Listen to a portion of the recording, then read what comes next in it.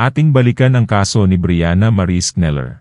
Pero bago tayo magpatuloy, pwedeng makahingi ng like at subscribe para sa aking YouTube channel. At kung gusto nyo ng mga ganitong video, noong ika-2 ng Mahyo, 2009, nabigla ang maliit na bayan ng Wausau, Wisconsin, dahil sa isang karumal-dumal na krimen ng 18 taong gulang na si Brianna Marie Schneller. Kilala si Brianna sa kanyang masiglang personalidad, pagmamahal sa pagkaing Mexicano, sa musika, pagsayaw, at mga roller coaster. Isa siyang nangungunang estudyante sa Everest High School at may balak na maging matagumpay sa pamamahala ng restaurant. Nakakuha na rin siya ng part-time na trabaho sa El Mezcal Restaurant sa Rib Mountain. Dahil sa kanyang sipag at dedikasyon, nakapasok siya sa isang pambansang kompetisyon para sa mga estudyante sa profesional at technical na larangan, kung saan siya ay magpepresenta ng kanyang proyekto. Kasama ni Brianna na nakatira sa isang apartment sa 12th Avenue ang kanyang 20 taong gulang na fiancé na si Sebastian Ramirez at ang 19 na taong gulang na kapatid nito na si Hugo. Bagamat nagkaroon ng mga paunang pag-aalinlangan ang mga magulang ni Brianna, sina Craig at Lori Schneller, dahil sa agwat ng edad ng magkasintahan, kalaunan ay nagtiwala sila kay Sebastian at tinanggap ang kanilang relasyon. Mukhang maayos ang future ni na Sebastian at Brianna. Dahil malapit nang matapos ang pag-aaral at malapit na silang ikasal. Ang umaga ng trahedya ay nagsimula ng karaniwang araw. Si Sebastian, na unang nagising, ay naligo habang si Brianna, na nasa higaan pa, ay bumangon at binati siya ng magandang umaga. Sinubukan ni Sebastian na gisingin si Hugo, na umuwi ng late mula sa isang party. Bago umalis para sa trabaho, umalis din si Hugo pagkatapos, at naiwan si Brianna mag-isa sa bahay. Sa buong umaga, nakipag-usap sa cellphone si Brianna sa kanyang ina at nagpatuloy sa kanyang mga pang-araw-araw na gawain. Si Hugo, na nakakaramdam ng pagod at may hangover, ay nagdesisyong palitan ang kanyang lunch break upang makauwi at magpahinga. Nang dumating siya sa apartment ng 1:20 ng hapon, tila normal ang lahat sa simula. Gayunpaman, si Hugo Ramirez ay naglalakad sa apartment ng kanyang kapatid nang mapansin niyang may kakaiba. Pagpasok sa silid ng kanyang kapatid, nakita niyang nakahandusay si Brianna sa sahig, na walang malay. Sa kanyang pagkataranta, hindi niya agad napansin ang dugo. Nang alisin niya ang tuwalya na nakatakip sa mukha ni Brianna, napasigaw siya. Natuklasan na ang mukha nito ay sobrang disfigured na hindi na makilala. Nanginig at litong-lito, sinubukan ni Hugo na tumawag sa mga serbisyong pang-emergency, ngunit nahirapan siya. Kaya tumakbo siya sa apartment ng kapitbahay na isang palapag sa ibaba upang humingi ng tulong. Sa oras ng 1:30 ng hapon, nakatanggap ng tawag ang mga serbisyong pang-emergency mula sa kapitbahay na tumawag para kay Hugo. Ipinabatid niya sa kanila na ang kasintahan ng kapatid ni Hugo ay nakahandusay sa sahig na may malubhang mga sugat at wala ng buhay. Agad na ipinadala ang mga pulis at mga paramediko. Pagdating nila, nakita nila si Hugo, na nagdala sa kanila sa apartment. Hindi makapagsalita ng maayos. Itinuro niya ang nakakakilabot na nakita. Natagpuan ang katawan ni Brianna na may malalalim na saksak sa dibdib, leeg, at sa pulso. Pinaghihinalaan ng forensic team na matagal na siyang nandoon dahil nagsisimula ng matuyo ang dugo. Ang mga sugat sa kanyang mga braso ay nagpapakita na lumaban siya. Ngunit nanaig ang kanyang salarin. Puno ng ebidensya ang crime scene. Isang sirang bakal na may dugo. 2 kutsilyo sa lababo ng banyo, isa ay may basag sa dulo, at dugo sa sabon, na nagpapahiwatig na sinubukan ng pumatay na maglinis. Napansin din ang isang madugong bakas ng sapatos sa carpet. Gayunpaman, walang palatandaan ng puwersahang pagpasok, na nagmumungkahi na kilala ni Brianna ang salarin o may paraan itong makapasok sa apartment. Natagpuan ang kalat-kalat na pera na may kabuuang malaking halaga, na ipinaliwanag ni Hugo na mga tip mula sa kanilang trabaho. Walang ninakaw, na nagpapakita na ang motibo ay hindi pagnanakaw kundi isang sinadyang pagpatay. Ang sirang dulo ng kutsilyo na natagpuan sa katawan ni Brianna ay lalo pang nagpatunay sa brutal ng pag-atake.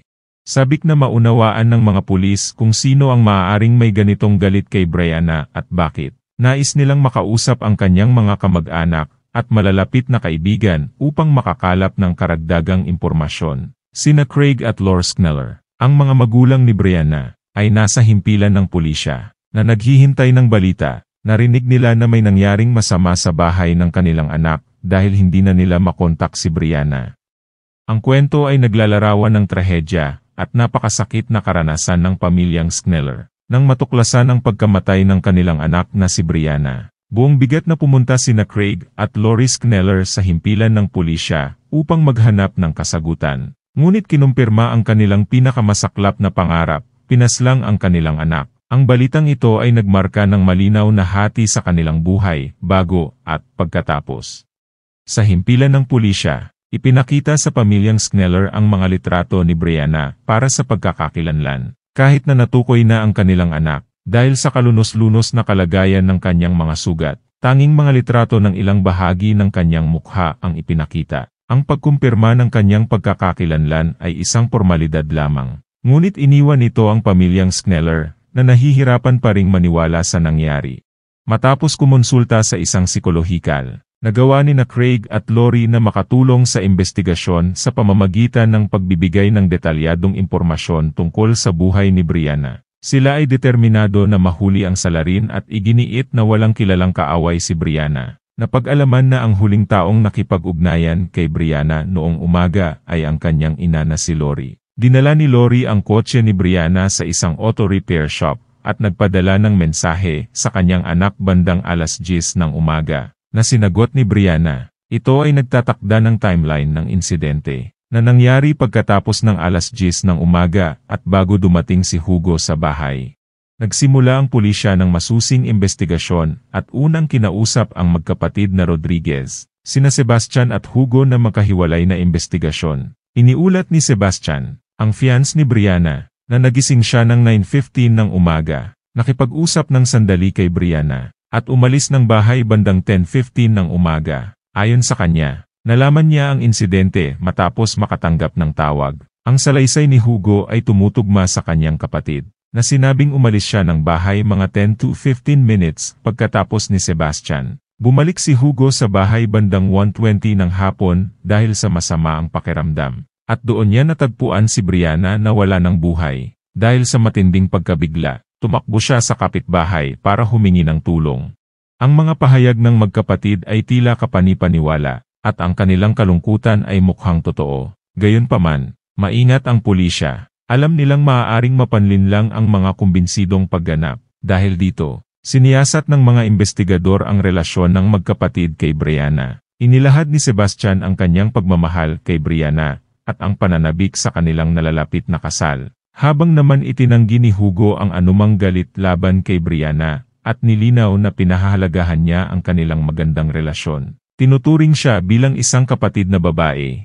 Ang mga interogasyon ay tumagal ng ilang oras. Ngunit walang anumang nagpapahiwatig ng pagdududa sa magkapatid. Kumuha ng mga DNA sample mula sa magkapatid at pinayagan silang umuwi upang mapatunayan ang kanilang mga alibay. Kinausap ng mga investigador ang mga empleyado ng El Tequila Salsa Restaurant at sinuri ang mga surveillance footage ng establishmento. Ang mga pahayag ni Sebastian at Hugo ay napatunayang totoo na nagdulot ng pagkakatanggal ng teorya na ang krimen ay domestiko.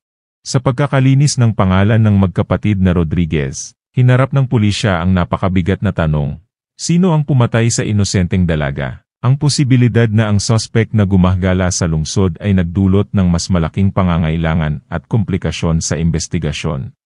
Ang investigasyon sa pagpatay kay Brianna ay nagbukas ng sunod-sunod na mga nakakakilabot na pangyayari. Sa simula, pinaghihinalaan na ang salarin ay matagal nang minamanmanan si Brianna at pinili ang araw na siya ay nag-iisa para isagawa ang krimen. Kinumpirma ng autopsy ang unang hinala ng mga pulis. Inilarawan ang brutal na pag-atake kung saan si Brianna ay unang nasaktan sa ulo, malamang sa pamamagitan ng isang plancha. Pagkatapos nito, nilaslas ang kanyang lalamunan at sinaksak ng maraming beses. Ang pag-atake ay napakabrutal na hindi mabilang ng mga eksperto ang dami ng sugat, na may hindi bababa sa 12 na agad na ikinamatay niya. Ang matinding paglaban ni Brianna ay kitang-kita mula sa banyagang DNA na natagpuan sa ilalim ng kanyang mga kuko. Isang mahalagang lead ang lumitaw nang madiskubre na nawawala ang cellphone ni Brianna. Laban sa naunang mga pahayag, si Sebastian, na nag-ulat ng nawawalang cellphone, ay hindi sinasadyang nagbigay ng mahalagang bakas. Ang cellphone ay natunton sa isang lugar malapit sa restaurant kung saan nagtatrabaho sina Sebastian at Hugo. Ito ay nagdala sa mga pulis sa isang parking lot sa isang shopping center na may restaurant. Sa isang basurahan, natagpuan nila ang isang plastic na take-out bag mula sa El Tequila Salsa na naglalaman ng cellphone ni Brianna, dalawang hindi magkaparehong guwantes, at isang pares ng pambabaeng salawal. Isa sa mga guwantes ay may bahid ng dugo. Ang pagtuklas na ito ay nagbigay ng bagong direksyon sa investigasyon na nagpapahiwatig ng mga pagnanasa na motibo sa likod ng krimen. Gayunpaman, kinilala ni Sebastian ang salawal na pagmamay-ari ng kanyang kasintahan na si Brianna, na nagbunsod ng masusing interogasyon sa mga tauhan ng restaurant. Noong ika-5 ng Mahyo, kinuha ang mga DNA sample mula sa lahat ng empleyado ng restaurant, at sinuri sila para sa mga galos o sugat. Ang surveillance footage mula sa gusali at mga kalapit na establishmento ay masusing sinuri. Sa simula, napunta ang atensyon sa isang kusinero na huli nang dumating sa trabaho sa umaga ng pagpatay kay Brianna. Gayunpaman, siya ay may dahilan. Sinabi niya na naipit siya sa overspeeding. Pagkatapos, tumutok ang investigasyon kay Raul Ponrocha, ang 24 years old na kitchen manager. Noong araw ng krimen, nakita si Raul na umaalis ng gusali ng 10:18 ng umaga na nakasuot ng brown na hoodie at bumalik ng 10:53 ng umaga. Sa pagtatanong, sinabi ni Raul na umalis siya upang sunduin ang kaibigang si Luano, isang dishwasher sa restaurant. Ang investigasyon ay nakatutok sa pag-verify ng alibay ni Raul at pagsusuri sa ebidensyang natagpuan sa take-out bag upang makuha ang mga fingerprint o DNA na makakapagkilala sa pumatay. Ang mga teorya ng isang salarin na pinapagana ng mga pagnanasa na motibo na nagdadagdag ng komplikasyon sa patuloy na investigasyon. Sa isang masalimuot at nakakabahalang kaso, sina Luciano, Raul, Sebastian, at Hugo ay pawang nakatira sa iisang gusali. Ngunit si Raul Ponrocha ang naging pangunahing suspect sa pagpatay kay Brianna. Noong ika-2 ng Mahyo, taong 2009, si Raul, isang empleyado sa isang restaurant, ay nagpakitang na late sa trabaho ng mga 20 minutes. Ngunit may 15 minutes ang gap na nagbigay alinlangan sa mga investigador. May mga hiwa sa kamay si Raul na sinabi niyang nakuha niya sa paggamit ng mga kutsilyo sa trabaho, dahilan upang maghinala ang mga investigador, ngunit hindi sapat upang siya ay agad na arestuhin. Pagsapit ng ika-9 ng Mahyo, natukoy sa surveillance na bandang 1:16 ng hapon, isang empleyado ang lumabas sa likurang pinto ng El Tequila Salsa at lumapit sa mga basurahan. Si Raul Ponrocha ang naging suspect, at hindi sina Sebastian o Hugo Ramirez. Ang search warrant sa bahay ni Raul ay nagbunyag ng nakakabahalang mga detalye. Natagpuan sa kanyang apartment ang 4 na pares ng panty ng babae, ilang adult videos, isang brown hoodie, at isang glove na kapareho ng natagpuan sa basurahan. Ang mga DNA sample ni Raul ay isinailalim sa pagsusuri, kasama ang isang hibla ng buhok ng babae na natagpuan sa kanyang damit, na tumutukoy kay Brianna. Gayunpaman, si Raul ay inaresto sa hinalang first-degree murder, sa paglilitis noong taong 2011. Sa kabila ng patuloy na pagtanggi ni Raul sa kanyang kasalanan, inilahad ang matibay na ebidensya laban sa kanya. Ang kanyang DNA ay natagpuan sa mga pangunahing ebidensya, kabilang ang plancha, mga kutsilyo, plastic bag, at sa ilalim ng mga kuko ni Brianna. Ang bakas ng sapatos sa crime scene ay tugma sa sapatos ni Raul. Detalyadong investigasyon ang mga pangyayari noong ika-2 ng Mahyo, taong 2009. Papunta si Raul sa trabaho ng alas 9 ng umaga, at nadaanan ang apartment ni Brianna at nang makita niyang wala ang kotse nito, sinamantala ang pagkakataon upang pasukin ang kanyang apartment. Kinalkal niya ang mga gamit ni Brianna at naghahanap ng panty. Ngunit tila na bigla nang ito'y dumating, dahil sa takot na makilala at sa kabaliwan ng sitwasyon. Pinalo niya si Brianna gamit ang plancha, saka sinaksak sa leeg at sinugatan ng maraming beses. Ang labis na mga sugat ay nagpapakita ng kasiyahan mula sa kanyang ginawa. Ang prosekusyon ay naglarawan ng malinaw na larawan ng mga aksyon at intensyon ni Raul. Ang mga ebidensyang nakalap mula sa kanyang apartment at sa crime scene, kasama ang kanyang kahina-hinalang pag-uugali at mga hindi tugmang oras, ay nagbuo ng isang malakas na kaso na nagresulta sa kanyang pagkakakulong. Napatunayang guilty si Raul Ponrocha sa brutal na pagpatay kay Brianna, isang krimeng pinasigla ng kanyang kakaiba at perbersong mga gawi. Si Raul Pon Rocha ay nasangkot sa isang malupit na krimen kung saan ginamit niya ang kutsilyo para atakihin si Brianna. Matapos ang pag-atake, sinubukan niyang pagtakpan ang kanyang mga bakas sa pamamagitan ng paghugas ng kanyang mga kamay at pagtanggal ng kanyang jacket bago makipagkita kay Luano at ihatid ito sa isang restoran. Pagkatapos, bumalik siya sa trabaho na parang walang nangyari, na nahuli ng mga video recording sa kusina. Sinamantala ni Raul ang pagkakataon na maraming staff ang nakabreak upang itapon ang ebidensya sa basurahan. Bago ang paglilitis, inamin ni Raul na nakipagkita siya kay Brianna pero itinanggi niyang na siya ang pumatay. Sa halip, sinisi niya ang isang dating empleyado ng restoran na nagngangalang Sergio. Ayon kay Raul, nakita niya si Sergio sa bahay ni Brianna sa araw ng krimen at sinabi niyang si Sergio ang naiwan kay Brianna matapos nilang mag-away habang siya ay umalis. Ang akusasyong ito ay nagdulot ng karagdagang investigasyon. Ngunit kinumpirma ng mga otoridad ang alibay ni Sergio na nasa labas ito ng bansa at inaalagaan ang kanyang malubhang may sakit na ama sa Mexico noong panahon ng krimen. Si Sergio ay humarap sa paglilitis upang magpatotoo. Pinatunayang wala siyang kinalaman sa krimen at pinabulaanan ang akusasyon ni Raul. Nabigo ang tangkang ito ni Raul na linlangin ang mga hurado, na nagpakita ng kawalan niya ng pagsisisi at kahandaang magbintang ng walang sahla. Sa paglilitis, hirap na pigilan ang kanilang emosyon ng mga kamag-anak ni Brianna, kasama sina Sebastian at Hugo Ramirez. Sa huli, napatunayang nagkasala si Raul Pon Rocha sa pagpatay kay Brianna at sa pagnanakaw. At hinatulan siya ng habambuhay na pagkakabilanggo na walang posibilidad ng parol. Nagsisilbi siya ng kanyang sentensya sa isang correctional institution sa Wisconsin.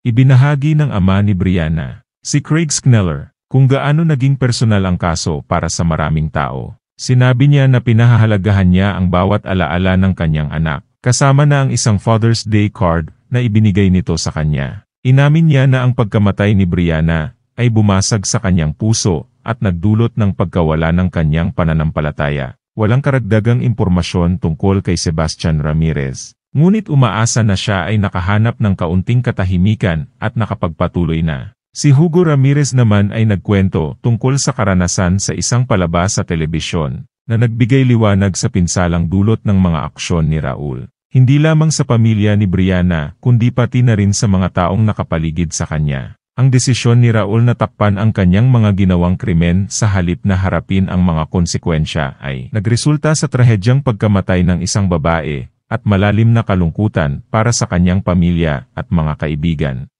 E-comment nyo ang masasabi nyo sa kaso na ito. Hanggang sa muli. Salamat sa panonood.